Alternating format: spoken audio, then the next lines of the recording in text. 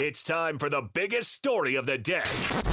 This is What Made the Cut with JJ and Alex on 97.5, the KSL Sports Zone.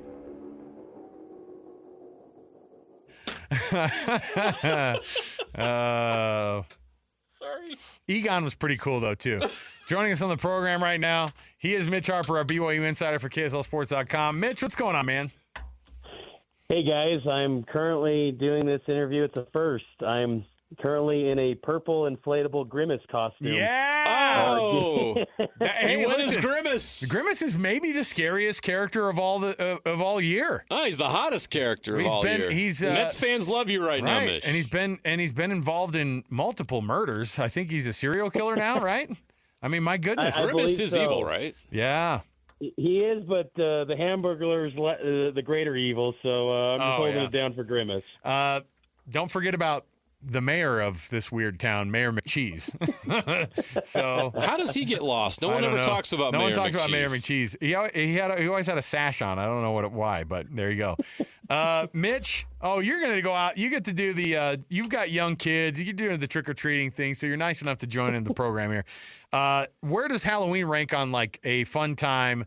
Is it as a parent for you, or is it just too much of a chore? Probably too much of a chore. There you go. No, I like it. I think it's gotten fun. It's more fun as the kids get older, because now I dress up with them. And when they were really young, it's like, what's the point here? I'm the one trick or treating, and they don't know what's going on. Right. This is kind of pointless. But now that they're getting a little bit of finding their personalities, and they're putting together their costumes, and it makes it a lot more fun. And they go out with their friends, so it's fun. It's a good time.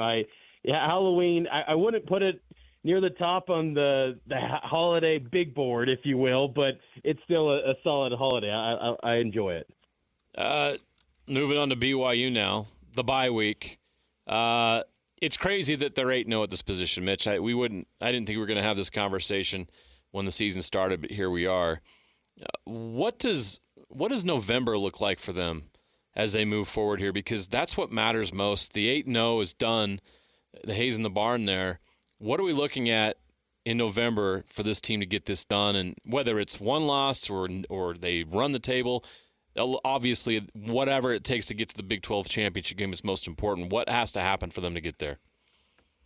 They got to go 3-1, and they've also got to hope that Baylor continues to win games, and Baylor will be critical because they're a tiebreaker team, and when it comes to helping that overall winning percentage for common opponents in the Big 12. So that's going to be one to kind of keep tabs on. But BYU, though, is in a great spot where I think all 4 games they should be favored and, pretty close to a touchdown in all 4 games. And, undefeated season is really on the table. And it's kind of crazy to say that. And I almost kind of pause because I in my time covering BYU football over the past 10 years, I've never said that going into November because it's never really been a realistic opportunity, but it's there. And the opportunity's in front of BYU, and I would be stunned if they're anything, less than 11-1. And man, 11-1 season, that would be pretty remarkable stuff. But another thing BYU's got to hope for, too, if they do drop one game, is Kansas State loses to Iowa State. And BYU, of course, holds the tiebreaker over K-State, but just to avoid any sort of wild tiebreakers, get Kansas State another loss, and then you're pretty much cleared the way for BYU and Iowa State to, play in Arlington.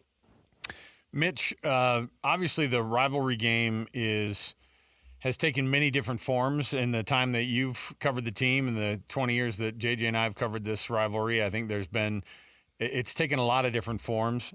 Where is it at right now? I mean, obviously they haven't played in a conference for quite some time together. I don't remember. You told me this the other day. What was the actual last time they were conference mates taking on one another?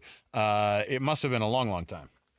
Yeah, 2010 in the Mountain West. It was the 17-16 game. BYU was up 16-0, and Robert and I took the foot off the gas, and Utah rolled in the fourth quarter and then blocked the field goal attempt at the end. But it's been a long time, and the stakes are high for BYU in this game. And, it's an interesting rivalry setup because I don't subscribe to the thought that, Utah fans are content with the narrative of their season saved by beating BYU.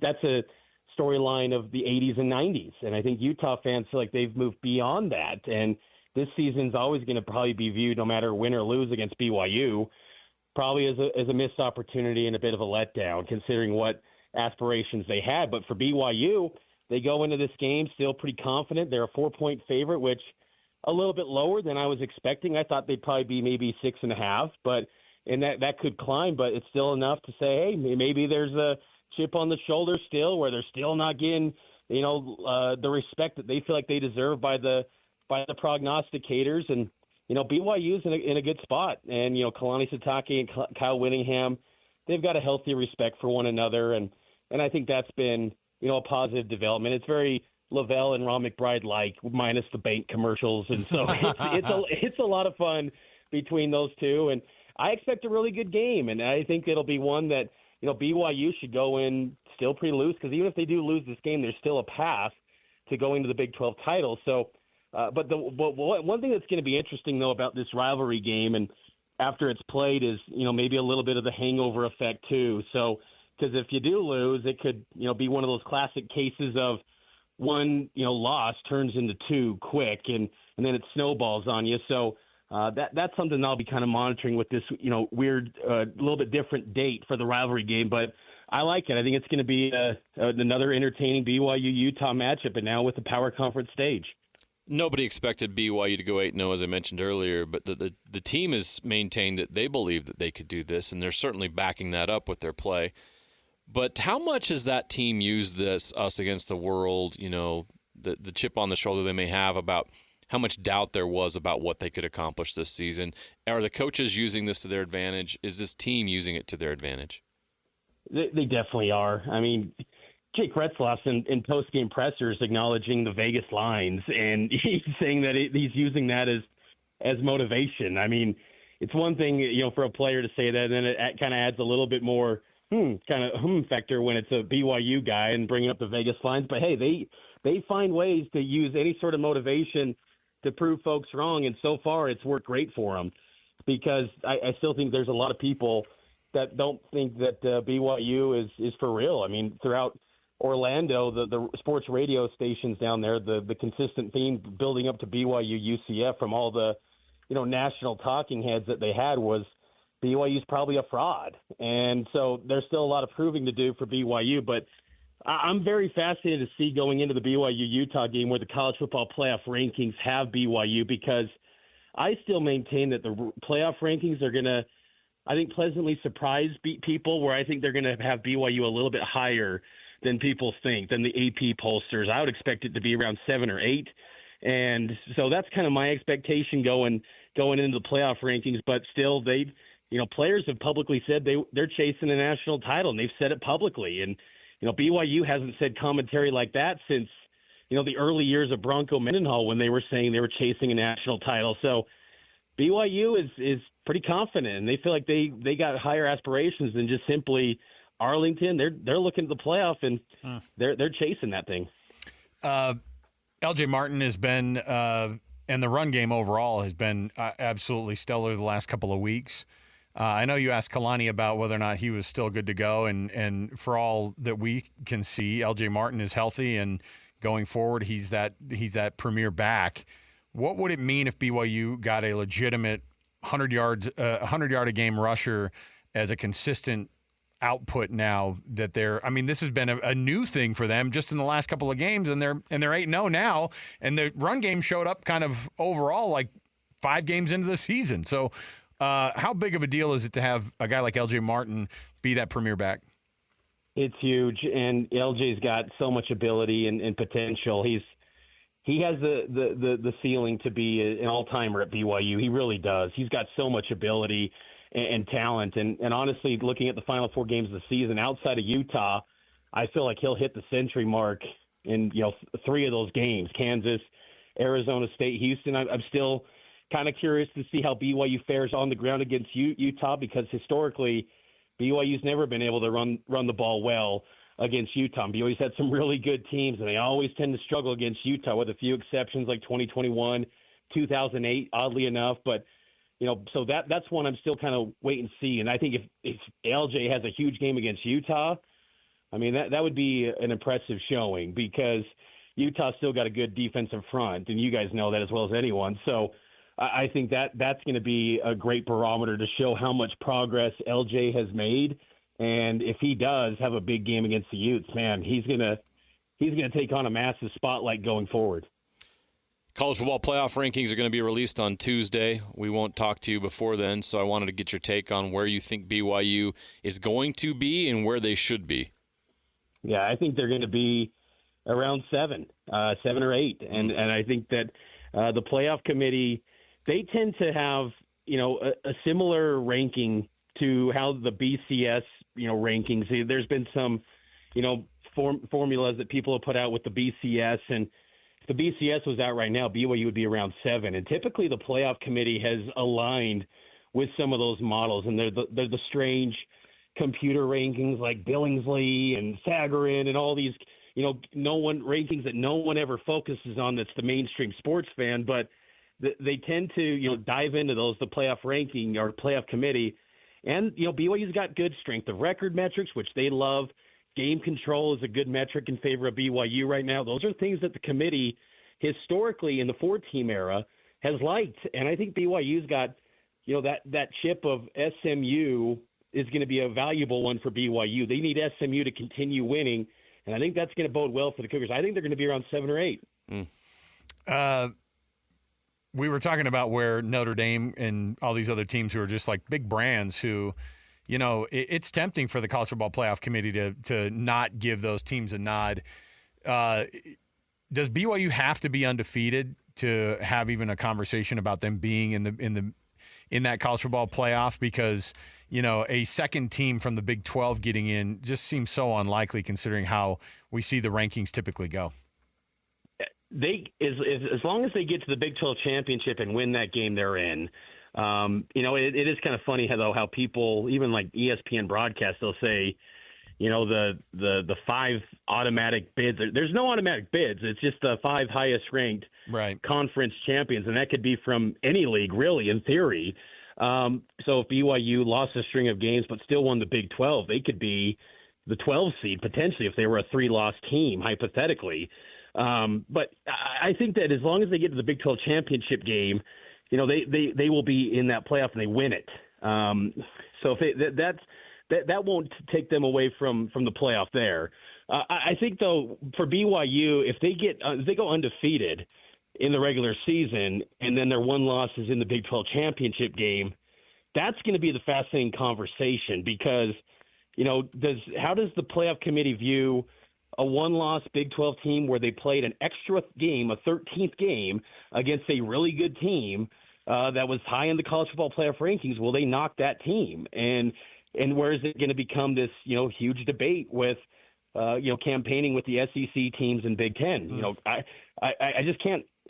I would hate to see where the playoff committee would go with a 3-loss, team from the SEC or Big 10 over a one-loss Big 12, and that would be an ugly narrative and image for the Big 12 in year one of this playoff. They've got to get 2 teams into that thing. It's critical. Brett Yormark said a couple of weeks ago that he's optimistic that they're going to get 2 in.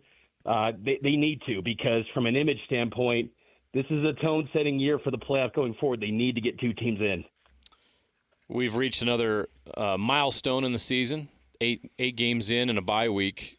I was curious, 8 games in, who do you think BYU's MVP has been this year? Who's been their most valuable player? It's a good question. I mean, I would say the MVP thus far, it's probably, I'm going to go with Jake Retzlaff because, Jake has – and the thing is that it's been a complimentary football. It's been, all across the board, every side of the ball has chipped in these wins for BYU in this winning streak. But Jake has been, successful in these recent games where he's operated at a high level and he's moved this offense up and down the field where the offense, they're scoring more than 30 points per game in Big 12 games. They're the number 1 scoring offense in Big 12 games this year. And you got to give credit to Retzlaff because without that quarterback play operating at a high level, this would not be an 8-0 football team. You could still maybe say they could be 6-2, maybe 5-3, but they'd have a few losses if the QB spot was struggling. So I'd give Jake the MVP, and a little bit of that too is the low expectations coming in, and he's far exceeded that. So I'd give him the nod through 8 games. I asked that, Mitch, because this team has been unbelievable this year and surprised everybody, but they don't have an All-American. They don't have an Ashton Genty in the backfield. You know what I mean?